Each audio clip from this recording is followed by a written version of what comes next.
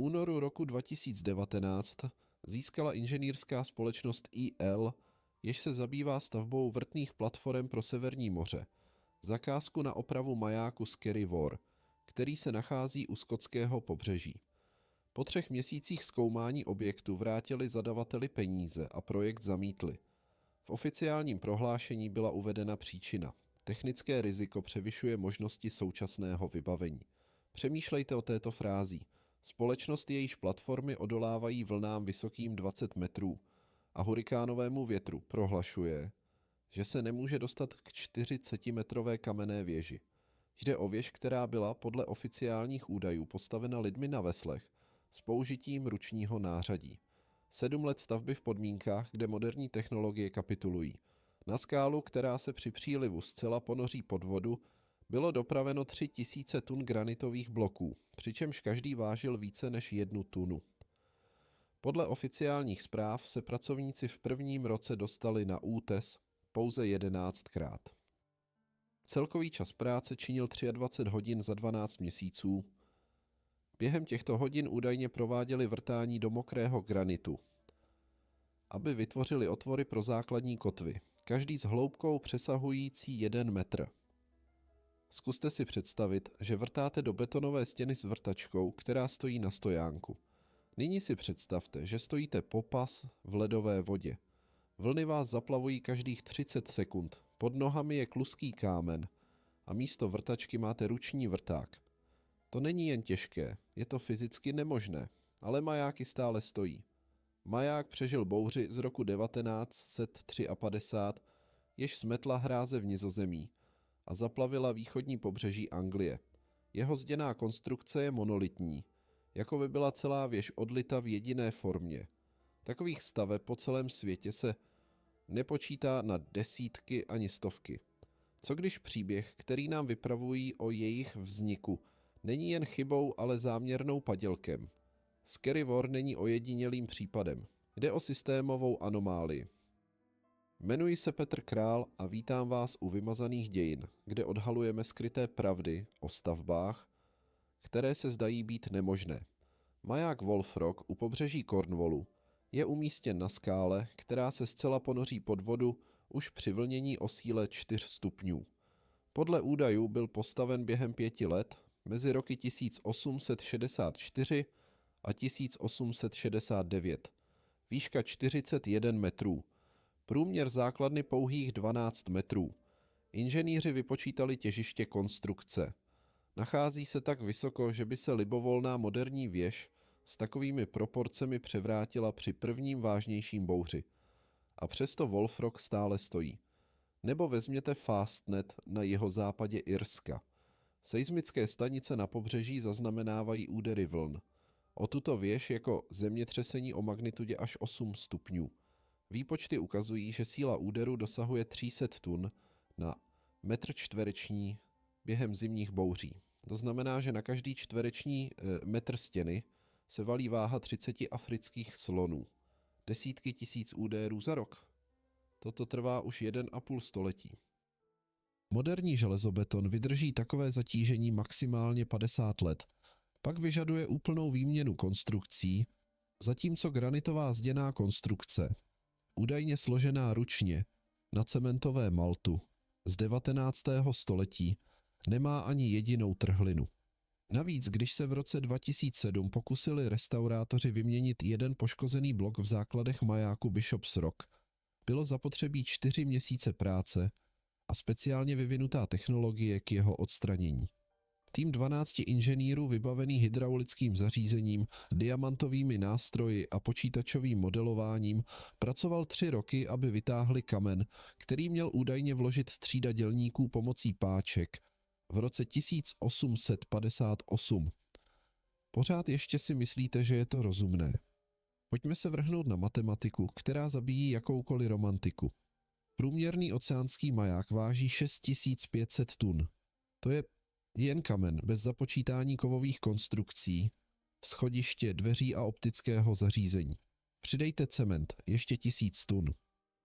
Celkem tedy 8000 tun nákladu je třeba dopravit na samotnou skálu uprostřed oceánu. Maximální nosnost plachetnice té doby v příbřežních nebezpečných vodách činila 45 tun. Když je loď plně naložena, ztrácí manévrovatelnost, což v útesových oblastech může vést k tragédii.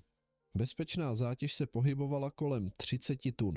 80 000 dělíme 30, vychází nám 267 rejsů.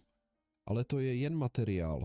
Nezapomeňte na potraviny pro dělníky, pitnou vodu na míchání malty, dřevo pro kovárnu na opravy nástrojů, uhlí na topení v dočasných přístřežcích, lana, kladky, dřevěné lešení a náhradní nástroje. Vynásobte tím 1,5. Vychází 400 rejsů. Plavební okno ve vodách severního Atlantiku a Irského moře od května do září. Maximálně 120 dní v roce. Ještě i v tomto období každý 3. den bouří.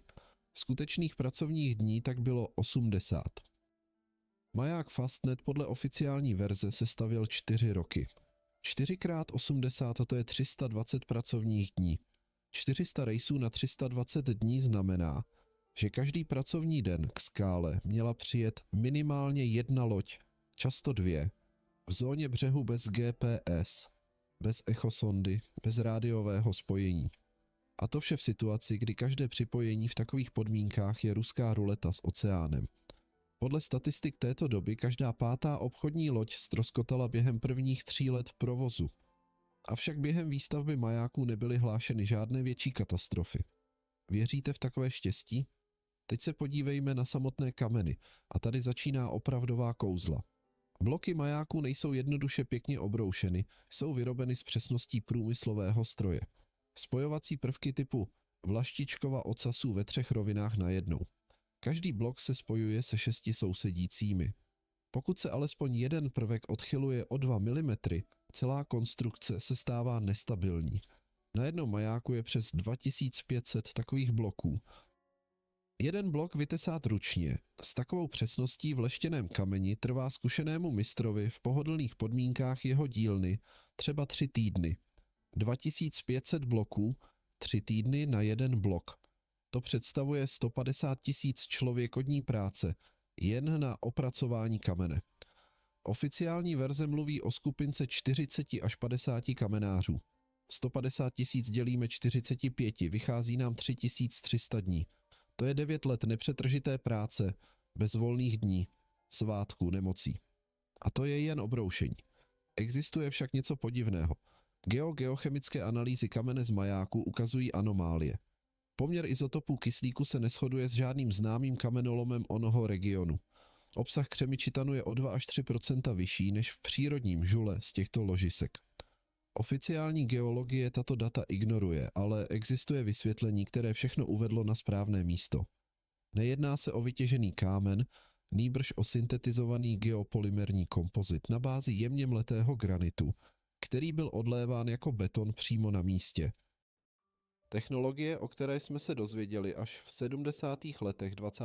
století díky práci francouzského chemika Josefa Davidovice. Ale někdo ji mohl mít ve svém vlastnictví už před staletími. Někdo uměl vytvářet kámen nerozlišitelný od přírodního, přitom svými vlastnostmi jeho předčil. A tento někdo rozhodně nebyli viktoriánští tesaři. Pokud se podíváte do demografie té doby, oficiální historie se rozpadá na kusy. Období od 1800 let po 1870 se nazývá zlatou érou stavby majáků. Údajně se po celém světě vystavělo více než 600 nejsložitějších staveb v těch nejnepřístupnějších místech. Ale podívejme se na souvislosti. Od 1803. do 1815. roku napoleonské války, které vydrancovaly Evropu. Celkové ztráty vojenské i civilní dosáhly zhruba 6 milionů lidí. Od 1817. do 1819. roku. Rok bez léta a následující hlad, který si vzal dalších 2 miliony životů. V 18. století se po městech přehnala několik vln cholery, která v přístavních oblastech vykosila až 1/3 obyvatelstva. V 18. století také irská bramborová hlad. 1 milion mrtvých, 2 miliony emigrantů. Průměrná délka života městského dělníka v 1850 let byla 37 let, pokud dožil věku 20. Z těch, kteří začali pracovat v 14 letech, do 40 dožilo každé třetí dítě. Gramotnost mezi stavebními dělníky byla nižší než 20%. Kde se v takových podmínkách vzali tisíce vysoce kvalifikovaných kamenických mistrů, schopných vyřezávat klínové spoje s přesností na milimetr? Kde je učili? V jakých školách? Archivy mlčí. Navíc podíváme-li se na stavební výkazy z tehdejší doby, zjistíme podivuhodnost. Platy dělníků na stavbě majáků byly 3krát vyšší než průměr v oboru. Při takovém mzdě by měl být zájem obrovský. Avšak ve zprávách se neustále objevují stížnosti na nedostatek pracovníků. Na to, že bylo nutné hledat dělníky po celé zemi. Proč? Možná proto, že skutečná stavba vůbec neexistovala. Bylo tam jen několik desítek lidí, kteří střežili, opravovali a konzervovali už existující stavby, zatímco dokumentaci nafukovali, aby mohli rozpočet vyplacet a vytvořit zdání velkých úspěchů. Ověřit to už nikdo nemůže, svědkové jsou dávno mrtvi. Archivy vhodně hořely během obou světových válek, nyní o lidech. A právě zde historie zcela ztrácí lidskou tvář. Práce na stavbě oceánského majáku znamenala existenci za podmínek, kterou současná psychologie klasifikuje jako extrémní. Trávíte dny na skále velké jako dvoupokojový byt, kde není ani jeden rovný metr na postaven stan. Neustálá 100% vlhkost ničí plíce, vyvolávající revmatismus a tuberkulózu. Teplota vody 8 až 12 stupňů po celý rok. Ponoření se do takové vody déle než 5 minut bez ochrany způsobuje podchlazení. A stavbitelé údajně trávili ve vodě hodiny, pokládajíce bloky pod úrovní přílivu. Vítr o rychlosti 20 metrů za sekundu je běžným jevem. V takové rychlosti bylo nemožné udržet nástroj, nemožné zachovat rovnováhu. Jakákoliv chyba, pád do vody, znamenal smrt od chladového šoku během minut. Psychologická izolace byla srovnatelná s jednoosobovým vězením. Jenže místo ticha byl neustálý řev oceánu, který ničil nervový systém. Výzkumy současných správců polárních stanic ukazují, že při takovéto úrovni stresu se první příznaky duševní poruchy objevují během 40 až 50 dnů. Stavbitelé přitom údajně pracovali měsíce. Lékařská pomoc neexistovala. K nejbližšímu přístavu byly hodiny cesty, a to jen pokud se počasí hodilo. Jakýkoliv zlomenina, jakákoliv hluboká rána znamenaly smrt na gangrénu. Avšak oficiální statistika uvádí 10 až 15 obětí za celé období stavby každého majáku. To je statisticky nemožné. Při takových podmínkách by měla být smrtnost nejméně 15% pracovníků ročně, kde jsou zbylé 300 až 400 těl. Nejsou tam, protože pracovních armád nebylo. Byly jen malé týmy restaurátorů, kteří pracovali s již hotovou konstrukcí. A nyní si povíme o něčem, o čem inženýři nemluví, protože se jim to nehodí, o základech. Aby se hydroizolační beton uchytil, potřebuje nejméně 48 hodin bez kontaktu s vodou. To je axiom stavitelství. Moderní technologie používají kesony, hermetické komory, odkud vodu čerpají během tuhnutí. V 10. století byla kesonová technologie právě tak se objevila a používala se výhradně v chráněných přístavech. Na otevřených útesech bylo její použití nemožné. Vlny by jednoduše strhly jakoukoliv dočasnou konstrukci. Oficiální verze tvrdí, že použili rychle tuhnoucí cement. Zní logicky, dokud nepoznáte podrobnosti. Rychle tuhnoucí směsi té doby byly na bázi sádry s přídavkem vápna.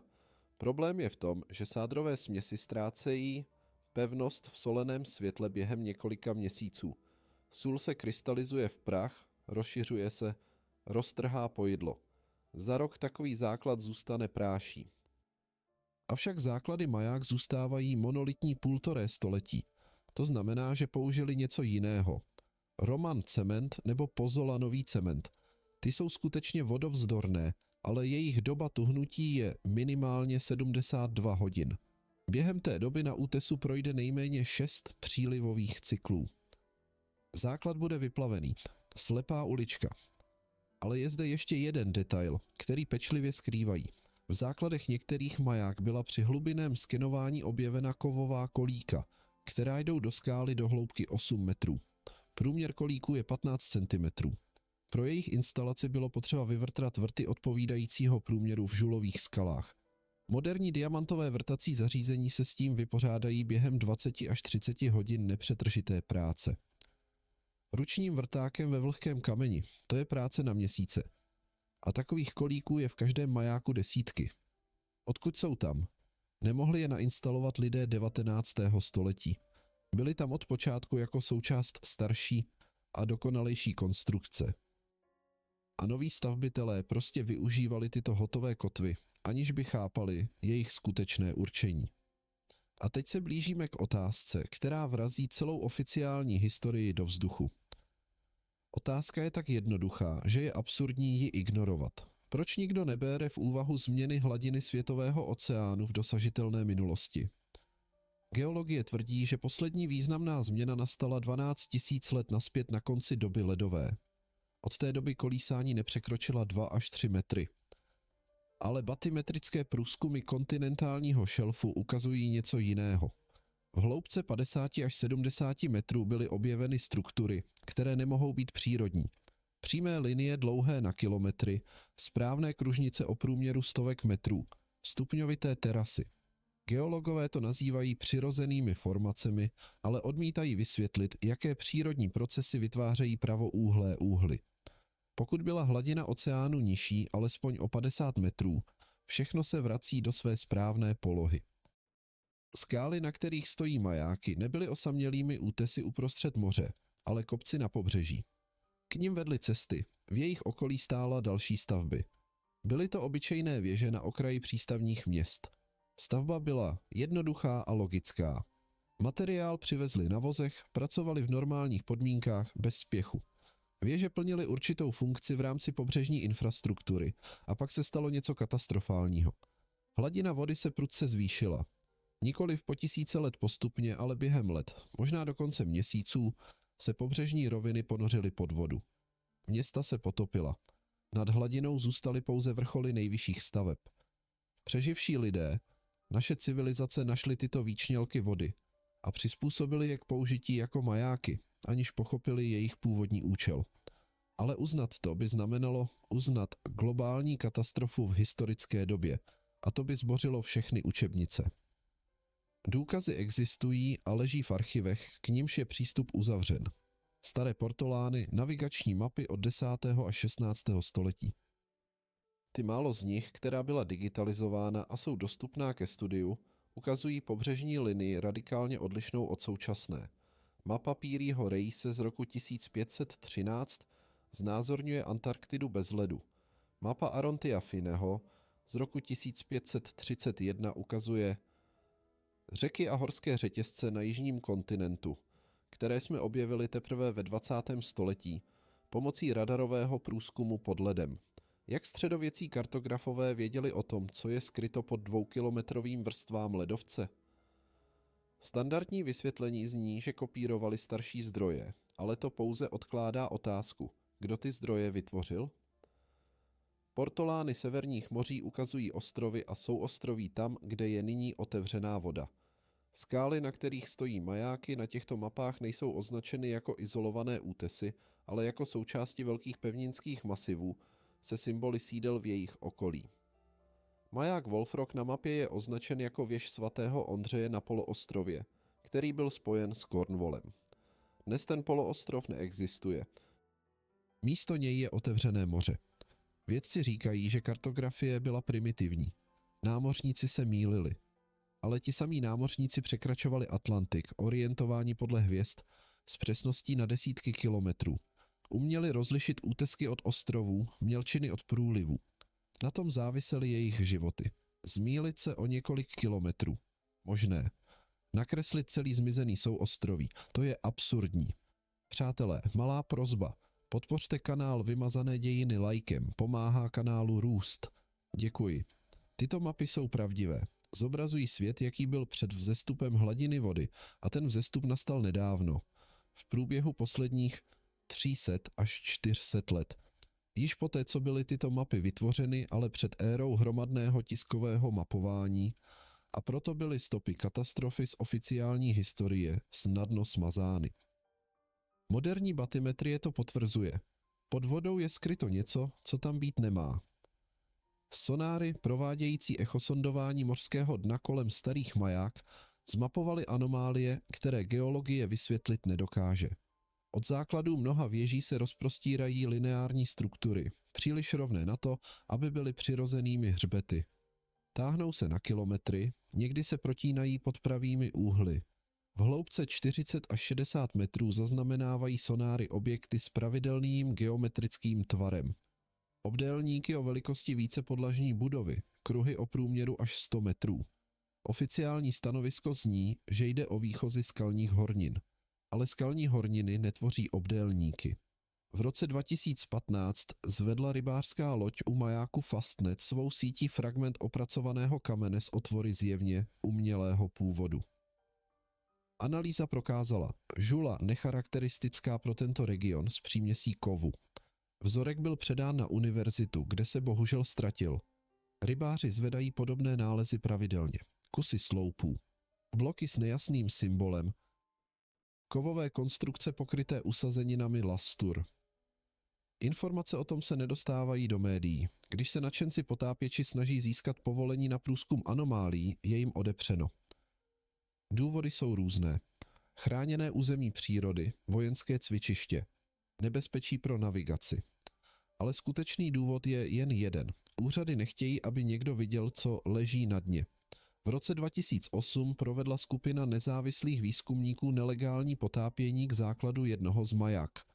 Natočili na video struktury podobné zbořeným zdím, které mizely do hlubin. Když se pokusili zveřejnit materiál, byly jim vzneseny obvinění z porušení pravidel námořní dopravy, byly jim uloženy pokuty a bylo konfiskováno jejich vybavení. Video zmizelo. Proč taková reakce, kdyby tam byly jen přírodní kameny? Nyní si představte skutečnost v pravém 10. století. Svět se právě vzpamatovává z katastrofy, kterou pečlivě vymazali z paměti. Evropská populace se zmenšila, technologie byly ztraceny. Města leží v troskách. Ale něco se zachovalo. Gigantické stavby trčící z vody, věže, které dříve tvořily součást pobřežních opevnění, přístaviště nebo něčeho, co už nevíme. Přeživší se vypravují na moře a objevují tyto cyklopské konstrukce. Co s nimi? Stavět znovu? Nelze. Chybí zdroje i vědomosti, ale lze je použít. Připluli si, očistili je od usazenin, opravili poškozené části, umístili na vrchol primitivní olejový svítilnu a prohlásili: my jsme vystavěli maják. Vytvořili legendu o hrdinských dělnících, napsali zprávy, nakreslili krásné rytiny s brigádami zedníků. A fotografie? Jich z té doby není mnoho. A všechny ukazují to samé. Hotovou věž obklopenou lešením s několika lidmi v pozadí. Kde jsou fotografie z položení základů? Kde jsou vykopávky? Kde jsou tisíce tun kamene naskládaného na břehu před vyvezením? Nejsou tam, protože stavba nikdy neproběhla. Byla jen restaurace. Lidé na fotografiích nejsou stavbitelé, ale restaurátoři, kteří pózují u objektu, který nevytvořili. Podívejte se na jejich tváře, na jejich pózy. To není hrdost tvůrců, je to rozpačitost figurantů. Archivy jsou plné podivností. Termíny zahájení prací se v různých dokumentech liší o 10 až 15 let. Jeden zdroj hovoří o zahájení stavby v roce 1838, druhý o obnovení prací v roce 1842. Třetí zmiňuje opravu po poškození bouří v roce 1845. Opravu čeho? Jestliže se maják teprve staví, co by se tam mělo opravovat? Nejde o chyby přepisovatelů, jde o stopy pravdy, kterou se nepodařilo zcela zakrýt. Pravdy o tom, že stavby už stály a stavitelé je pouze uvedli do pořádku. Přivlastňování si cizí veličiny je stará tradice. Římané si přisuzovali etruské akvadukt, Arabové si nárokovali egyptské kanály a viktoriáni prohlásili za své předpotopné věže. Historie se opakuje. Podívejte se na samotné věže očima architekta a uvidíte nesoulad. Nejde o užitné stavby. Tvar maják se řídí poměry zlatého řezu s přesností na procento. Průměr základny se vztahuje k výšce v poměru 1:3,14. Číslo π Náhoda, shodou okolností. Vnitřní uspořádání je absurdní pro bydlení. Místnosti jsou kruhové, bez rohů. O průměru 3 až 4 metry. Schodiště je spirálovité, tak prudké, že úhel stoupání dosahuje 70 stupňů. Vynést po takových schodech nábytek, vybavení, zásoby je muka. Proč to dělat tak nepříjemně? Možná proto, že se nejedná o bydlení.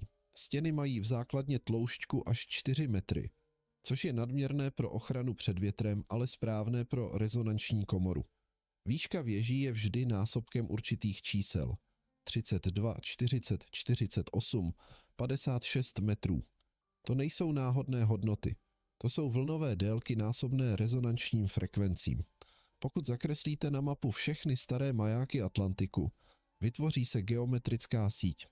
Vzdálenost mezi nimi je násobkem čísla 30 774 111 km. Čísla souvisejícího s poledníkovou a rovnoběžkovou sítí planety. Nejde o síť navigačních světel pro lodě. Jsou to uzly složitější soustavy. Mnoho maják má vchodové portály vyzdobené jako chrámové, sloupy dorského nebo ionského řádu, obloukovité klenby, někdy i reliéfy. Proč taková výzdoba na stavbě uprostřed oceánu? Kdo by viděl tuto krásu? Dnešní hlídači přijdou jednou za měsíc, a to jen když je počasí. Tato architektonická rozkoš vypovídá. Věže se stavěly pro lidi, žijící v blízkosti, pro města, kde byly tyto portály součástí městské krajiny, pro civilizaci, která si cenila estetiky i v technických stavbách, pro civilizaci, která se potopila, přičemž nad vodou zůstaly jen vrcholky jejich tvůr. A teď se podívejme dovnitř a tam se všechno stává ještě podivnější. V základnách mnohých maják jsou místnosti, které se nacházejí pod úrovní moře. Oficiálně to jsou sklady na palivo, ale petrolej a olej se nemohou skladovat v podmínkách 100% vlhkosti a styku se slanou vodou. Rozlamují se, stávají se nepoužitelnými. Proč by tedy měli vyrubávat komory v granitech v hloubce 3 až 5 metrů pod hladinou vody? Ještě více, v archivních plánech některých maják obsahují zmínky o spodních galeriích, které byly zatopeny během poslední bouře. Galerie v majáku, který stojí na skále uprostřed oceánu a nikoho nezajímá, kam vedly. Současné měření pomocí georadaru odhaluje prázdniny pravidelné geometrie v hloubce až 30 metrů uvnitř skal pod majáky. Obdélníkové komory o rozměrech 6 na 8 metrů. Chodby o šířce 2 metry, které se spouštějí dolů v úhlu. Příroda nevytváří takové struktury. Jedná se o umělé místnosti, které byly někdy vyrubány nebo vybudovány a nyní jsou zatopeny. Když byla tato data předána úřadům s návrhem na jejich zkoumání, odpověď byla nekompromisní. Nebezpečí zřícení konstrukcí, vstup zakázán. Ale pokud se jedná o vaše stavby, postavené vašima rukama před 150 lety, proč se bojíte tam sestoupit? Co tam může zřítit, když znáte každý kámen? Logicky je jen jedno. Úřady nevědí, co je tam dole. Našli tyto věže už se hotovými podzemními strukturami a zapečetili je, aniž by je zkoumali, protože to, co by tam mohlo být, by zničilo oficiální historii. V jednom z maják, který byl částečně demontován v 60. letech 20. století, pracovníci objevili v tloušťce stěny kovovou konstrukci, systém trubek a komor naplněný neznámou látkou podobnou tuhnoucí rtuti. Informace o tom se dostala do místního tisku, ale dál to nešlo. Konstrukci vyjmuli, odvezli a stopa po ní se ztratila. Jednalo se o součást technického systému, jehož účel neznáme a takových nálezů, o nichž se mlčí, je pravděpodobně desítky. Žijeme v civilizaci loupeže. Není to urážka, je to konstatování faktu. 19. století, které nám předkládají jako dobu bezprecedentního pokroku, byla dobou vykopávání a inventury. Ti, kdo přišli k moci po katastrofě, nezaměřovali se na tvorbu, nýbrž na přivlastnění. Vykopávali zasypané města. Jev zakopaných prvních pater je znám po celém světě, ale vysvětluje se kulturní vrstvou. Kulturní vrstva se nabaluje po centimetrech za století, ale první patra budov z 10. století jsou pohřbena pod 2 až 3 metry půdy.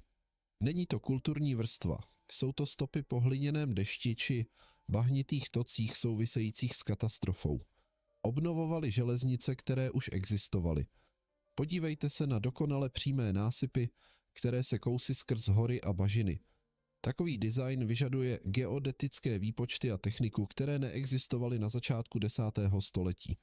Nacházeli stroje, mechanismy, technologické linky a spouštěli je, nevždy chápajíc princip jejich činnosti.